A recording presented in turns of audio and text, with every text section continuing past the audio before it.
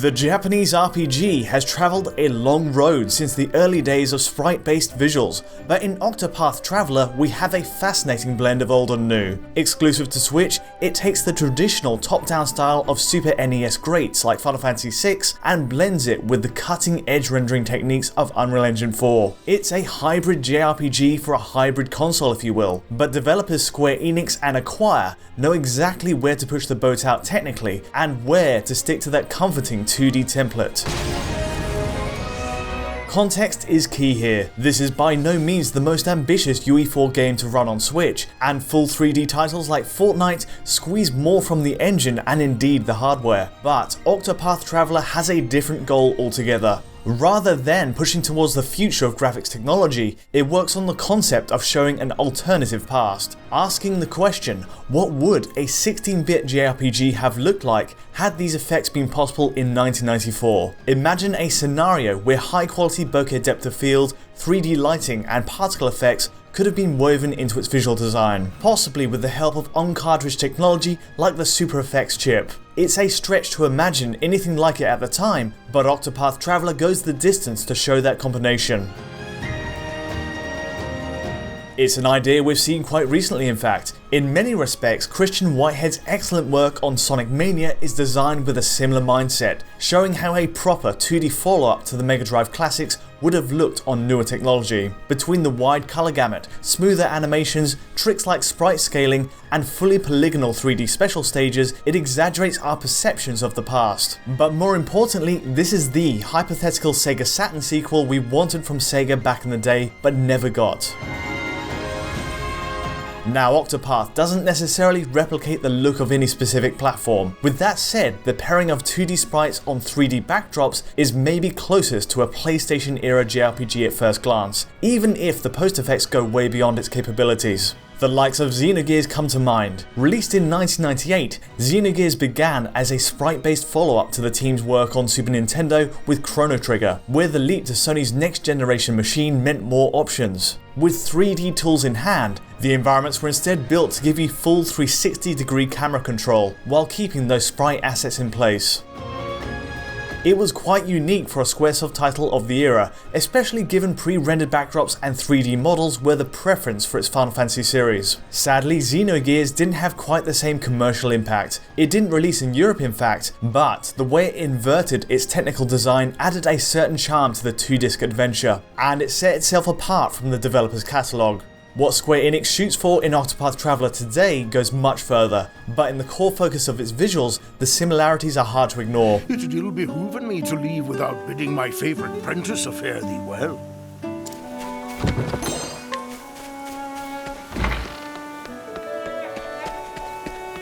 The visuals are only one aspect though, and its sound design deserves major credit. Rather than using a faux retro soundtrack, the team instead goes all out with a mixture of beautifully composed classical and Celtic tracks. These weave between high quality samples and live instruments, and just as with the visuals, it creates a soundtrack evocative of the Super NES era, only realising each instrument at a far higher quality level.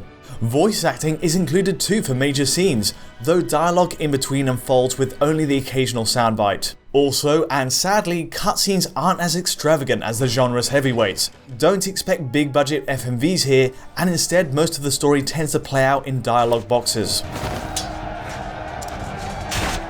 There's no skirting around the strength of the visuals themselves though. Fundamentally, Octopath Traveler is built around character sprites, but look close and you quickly see how extensively Unreal Engine 4's features are applied. Towns, for example, are actually modelled in 3D, but wrapped in pixelated textures to simulate a much older game. Each texture acts like a copy-pasted tile, as if bound by the memory budget of a 16-bit era console, even if in fact the entire scene is built on a polygonal framework. For replicating an older style, it works brilliantly, and it's certainly more demanding than going for absolute 2D, and the sacrifice pays off with the effects it layers on top. Case in point, the game's high quality bokeh depth of field. It simply wouldn't be possible without this 3D design, making the most of each level's spatial depth to add a shallow focal range. Notice how the image sharpens at the centre of the screen, while distorting specular points towards the back and foreground. It's exaggerated, yes, but eye-catching, and certainly the most distinctive setting Unreal Engine 4 brings to the table here. This heavy-handed approach also has an unusual side effect on the game's sense of scale. It simulates tilt-shift photography, almost making everything look like a miniature model. The game's camera design does flag some problems though. To change perspective at all in battle, some scaling is needed on the pure 2D sprite work, and the results aren't always so flattering. Gradual as it is, the camera pans around to suit each spell, enough to trigger line artifacts on the heroes and villains detailing. It's no problem at all in towns where the camera is fixed, but it's a small downside to the presentation where combat is concerned. Fortunately, textures aren't purely based on retro-style tiles. Shaders for ice and concrete stand out especially, adding a beautiful specular component as you walk through each town. They're more complex by design than the rest of the package, and crucially, only flatter the 2D character sprites running over the top. Even water is rendered using a proper animated shader, adding accurate reflections of nearby light. This unusual mixture of elements again goes far beyond the scope of systems in the 90s, but that classic style never feels overwhelmed by it. Switch is also pushed to using the engine's physics simulation, even if it's only used sparingly. Flags are fully dynamic in this case, using proper cloth dynamics to flap in the wind. The effect is deceptive though. Over the cloth itself, Square Enix layers a pixelated texture that creates the impression it's running to a pre-animated loop, similar to a 16-bit title. Instead, this is the real deal. You get proper dynamic motion that doesn't repeat exactly with each ripple. For the end result, it's maybe a bit excessive, but it's another example of Octopath Traveler blending two eras of JRPG seamlessly.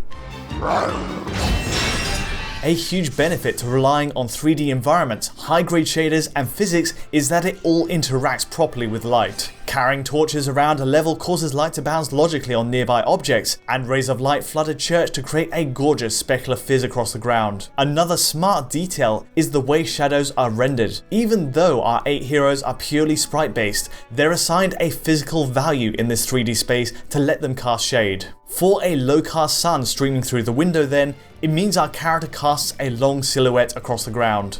Outdoors it's the same deal. Characters don't just have a dark circle underfoot, these are proper perspective correct shadows that apply universally. Another great touch is the cloud simulation, causing the lighting to shift across the ground to change the intensity of each shadow. Along with atmospheric effects like mist, snow and light shafts, it beds everything into the scene wonderfully, and at times it's easy to lose track of which parts of the scene are truly 2D. Equally for battles, casting spells and racking up boost points changes the environment's look. Fire and smoke effects use high-resolution alpha, no callbacks to the 16-bit days here, and one better, they brighten up the entire room with a different hue, lighting up the spot just as you'd expect from a modern-day title. Oh, flames! All of this goes way beyond the scope of a traditional style JRPG, but it does come at a cost. Simply creating a 2D JRPG on Switch would have been a far simpler endeavour, but it would have robbed Octopath Traveler of its signature hybrid visual style. With that in mind, image quality is reined in to factor in the UE4 features. Right then, so resolution wise this runs at a native 1280 by 720 while Switch is docked under a TV. Sadly, even if you have the console set to 1080p, the text and UI elements also scale up from 720p. On the other hand, if you're using the Switch purely as a handheld here, you get all the same effects as usual, but it simply runs at a lower resolution. That number comes in at 1024 by 576, but the UI stays fixed at 720p at least. And so these elements still look sharp, pixel mapped to Switch's smaller display. But what about performance? Well, whether it's docked or portable, expect a 30 FPS cap here, which is thankfully locked with no signs of drops from my testing so far. The only small issue in this case is the presence of frame pacing issues. You can face entire passages of play without any trouble, but in battle especially, the frame time can trill constantly between 16, 33 and 50 milliseconds. Fortunately, camera motion tends to be fairly static in combat anyway, which minimises the perceivable effect of it at its peak. In travelling towns and dungeons meanwhile, that frame pacing quirk is there, but simply far less frequent. All considered, it's not 100% perfect, but it doesn't detract too greatly from what's otherwise a beautifully presented game.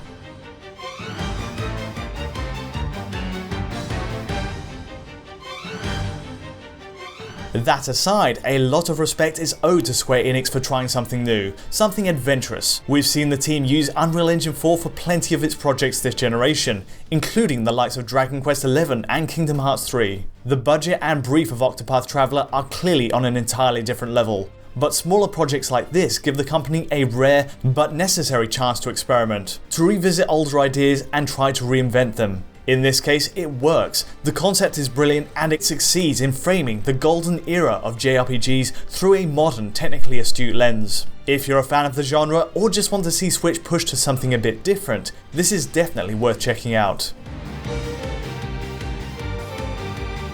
That's all from me today though. For more in-depth analysis of games and the technology behind them, feel free to subscribe to our channel. And to see notifications as each new video lands, don't forget to ring the bell. If you're interested, I've also uploaded the original source file to this video to our Patreon at digitalfoundry.net. And to get in touch directly with me or the team, you can do exactly that on Twitter. But from me for now, thanks for watching. My turn now.